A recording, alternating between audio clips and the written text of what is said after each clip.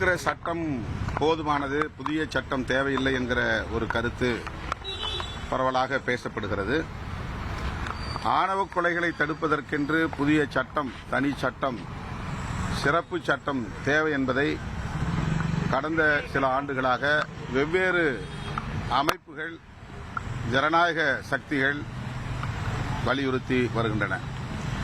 அவற்றையெல்லாம் இன்றைக்கு முதலமைச்சர் அவர்களை நாங்கள் சந்தித்து பேசிய போது கொடுத்த கோரிக்கை மனுவில் கோடிட்டு காட்டியிருக்கிறோம். குறிப்பாக இந்திய சட்ட ஆணையம், புதிய சட்டம் தேவை, இந்த ஆணவ கொலைகளை தடுப்பதற்கு சட்டம் தேவை என்று தேசிய பெண்கள் ஆணையம் முன்மொழிந்திருக்கிறது. The prevention of crimes in the name of honour and tradition bill 2010. 2010 இப்படி ஒரு மசோதாவை தேசிய பெண்கள் ஆணையம் முன்மொழிந்திருக்கிறது. அதை சுட்டிக்காட்டியிருக்கிறோம். அதேபோல 2012 சட்ட ஆணையம், லா கமிஷன், இந்த சிறப்பு சட்டம் வேண்டும் என்பதை வலியுறுத்தி இருக்கிறது. அதற்கென்று ஒரு legal framework, prevention of interference with the freedom of matrimonial alliances in the name of honour and tradition என்ற பெயரில் சட்ட ஆணையமும் பரிந்துரைத்திருக்கிறது. தமிழ்நாடு சட்டமன்றத்தில் 2015 மார்க்சிஸ்ட் கம்யூனிஸ்ட் கட்சியின் சார்பில் ஒரு தனிநபர் சட்ட வரைவை சவுந்தரராஜன் முன்மொழிந்திருக்கிறார். சென்னை உயர்நீதிமன்ற நீதியரசர் வி. ராமசுப்ரமணியம் அவர்கள் இப்படி ஒரு தனி சட்டம் தேவை என்பதை அவர் தீர்ப்பாகவே வழங்கியிருக்கிறார். அதேபோல 2017 மாநிலங்களவையில் உறுப்பினர் Vijay Sai Reddy, the prevention of crimes in the name of honour and tradition and prohibition of interference with the freedom of matrimonial alliances bill என்கிற பெயரில் ஒரு சட்ட மசோதாவை, தனிநபர் மசோதாவை தாக்கல் செய்திருக்கிறார். அடுத்து 2018 Shakti Vahini versus government of India உச்சநீதிமன்றத்தில் ஒரு வழக்கில் உச்சநீதிமன்றம் இந்த சிறப்பு சட்டத்தின் தேவையை வலியுறுத்தி இருக்கிறது. அந்த சட்டம் நிறைவேற்றப்படுகிற வரையில் மாநில அரசுகள், குறிப்பாக காவல்துறையினர் எவ்வாறு செயல்பட வேண்டும் என்கிற வழிகாட்டுதல்களையும் அந்த தீர்ப்பு விரிவாக வழங்கியிருக்கிறது. ராஜஸ்தான் மாநிலத்தில் திருமண இணைத்தெரிவு சுதந்திரத்தில் கௌரவம் மற்றும் பாரம்பரியம் என்ற பெயரில் குறுக்கிடுவதை தடுக்கும் வகையில் சட்ட மசோதாவை கொண்டு வந்திருக்கிறார்கள். 2023 the freedom of marriage and association and prohibition of crimes in the name of honour bill 2023. இந்த அனைத்தையும் நாங்கள் முதலமைச்சருடைய கவனத்திற்கு ரெஃபரன்சஸாக சுட்டிக்காட்டியிருக்கிறோம்.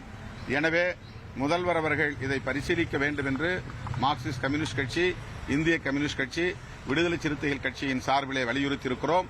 இது எஸ்சி அல்லாதவர்களுக்கு இடையிலான பிரச்சனை அல்ல, ஒட்டுமொத்த சமூக பிரச்சனை. எல்லா சாதியினருக்கு இடையிலேயும் இந்த மாதிரி காதல் திருமணங்கள் நடந்தால் படுகொலைகள் நடக்கின்றன. இது தமிழ்நாட்டில் மட்டும் நடப்பதல்ல, இந்தியா முழுவதும் நடக்கிறது. தேசிய அளவில் சட்டம் வேண்டும் என்றாலும் கூட மாநில அரசு சட்டம் இயற்றிக்கொள்ள அதிகாரம் இருக்கிறது என்கிற நிலையில்தான் தமிழ்நாடு முதலமைச்சரை சந்தித்து நாங்கள் வலியுறுத்தி இருக்கிறோம். மத்திய அரசு நிறைவேற்றலாம் சொல்லி கருத்து கேட்டா தமிழக அரசு வரைக்கும் பதிலே சொல்லலன்னு சொல்லியிருந்தீங்க. இது தொடர்பாக பதில் தெரியப்படுத்திருக்கிறார் தனிச்சட்டம் கோரி. பல மாநிலங்களிலிருந்து கருத்து சொல்லாமல் இருக்கிறார்கள். கருத்து சொல்வது என்பது ஒரு வகை, அது ஒரு புறம் இருந்தாலும் கூட தமிழ்நாடு அரசுக்கே அந்த அதிகாரம் இருப்பதால் நாங்கள் சுட்டிக்காட்டியிருக்கிறோம், வலியுறுத்தி இருக்கிறோம். 14ஆம் தேதி அமைச்சரவை கூட்டம் நடக்குது. 14ஆம் தேதி தமிழக அமைச்சரவை கூட்டம் நடக்குது. அந்த கூட்டத்தில் இந்த தனிச்சட்டம் குறித்து விவாதிக்க வாய்ப்பு இருக்கு. அது தெரியல, அமைச்சரவையில் என்ன பேசுவாங்கிறது நமக்கு தெரியாது. இல்ல சரி, 9ஆம் தேதி நம்ம ஆர்ப்பாட்டம் அனுப்பிச்சிருக்கோம் தனிச்சட்டம் கோரி. இப்ப அந்த ஆர்ப்பாட்டம் நடக்குமா? ஆர்ப்பாட்டம் நடக்கும். 9ஆம் தேதி நான் பார்லிமெண்ட்டுக்கு போறதுனால முன்கூட்டி நான் நடத்துறோம்.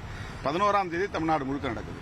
சென்னையில 9ஆம் தேதி நடக்குது. தமிழக அரசு தொடர்ந்து இந்த விஷயத்துல செவி சாய்க்காம இருக்கிறதுக்கு என்ன காரணம்? அப்படி சொல்ல முடியாது. அவங்க முடிந்த வரையிலும் இருக்கிற சட்டங்களை பயன்படுத்தி நடவடிக்கை எடுக்கிறார்கள். உடனடியாக கவின் படுகொலையில் சம்பந்தப்பட்ட குற்றவாளிகளை கைது செய்திருக்கிறார்கள். சுபாஷினியை கூட நேற்று சிபிசிஐடி அழைத்து விசாரணை நடத்தி வருகிறது. ஆகவே ஏற்கனவே இருக்கிற சட்டத்தின் அடிப்படையிலான நடவடிக்கைகளை எந்த பாரபட்சமும் இல்லாமல் முதலமைச்சர் அவர்கள் மேற்கொண்டு வருகிறார் என்று நாங்கள் பெரிதும் நம்புகிறோம். எது எங்க கட்சிகளை சார்ந்த சட்டமன்ற உறுப்பினர்கள் இது குறித்து நிச்சயமாக பேசுவார்கள். சார், தமிழகத்துல கம்யூனிஸ்ட் கட்சிகள் வந்துட்டு அடிமையாக இருப்பதாக வந்துட்டு எதிர்க்கட்சி தலைவர் பேசியிருக்காங்க. யார் எதிர்க்கட்சி தலைவர் வந்துட்டு கம்யூனிஸ்ட் கட்சிகள் திமுகவுல அடிமையா இருக்காங்க அப்படிங்கிற மாதிரி பேசியிருக்காங்க. அவங்க பாஜகவிட்ட எப்படி இருக்கிறாங்களோ அது மாதிரி எல்லாரும் இருப்பாங்கன்னு நினைக்கிறாங்க. தேர்தல் வந்து நெருங்கிட்டு இருக்கு. இந்த நேரத்தில் இந்த சட்டம் இயற்றப்பட்டா இடைநிலை சமூக வாக்குகள் கிடைக்காது அப்படின்ற ஒரு விஷயம் இருக்கிறதுனால நிறைவேற்றல அப்படின்ற இல்ல, அது வந்து ஒரு கற்பனை, அது ஒரு யூகம், அப்படியெல்லாம் கிடையாது. இதுக்காகலாம் மக்கள் உடனே மனம் மாறிட மாட்டாங்க. மக்கள் ரொம்ப விழிப்புணர்வு உள்ளவர்கள், கொள்கை அடிப்படையிலும் சிந்திக்க தெரிந்தவர்கள். யாரை தேர்ந்தெடுக்க வேண்டும், யாருக்கு அதிகாரம் அளிக்க வேண்டும் என்பதை தமிழ்நாட்டு மக்கள் தெளிவாகவே உணர்ந்து வாக்களிப்பார்கள். வெறும் சாதி மத அடிப்படையிலே வாக்களிக்கிற வழக்கம் தமிழ்நாட்டில் மிக மிக குறைவு. மாண்புமிகு முதலமைச்சருடைய உடல்நலத்தை நாங்கள் மூவரும் விசாரிப்பதற்காகவும் தான் இந்த சந்திப்பை மேற்கொண்டோம். அவர் நலமுடன் இருக்கிறார், மிகவும் உடல் வலிவோடும் இருக்கிறார். ரிப்பன் மாளிகையில் 5 நாட்களாக தொடர்ந்து போராடிக் கொண்டிருக்கிற தூய்மை பணியாளர்களுக்கு மீண்டும் வேலைவாய்ப்பு வழங்க வேண்டும் என்று முதலமைச்சரின் கவனத்திற்கு எடுத்துச் சென்றிருக்கிறோம். அதை பரிசீலிப்பதாக கூறியிருக்கிறார். உடன் நகர்ப்புற ஆட்சி அமைச்சர் மாண்புமிகு அண்ணன் KN நேரு அவர்களும் இருந்தார். முதலமைச்சருடைய வழிகாட்டுதலோடு உரிய நடவடிக்கை எடுக்கப்படும் என்று உறுதியளித்திருக்கிறார்.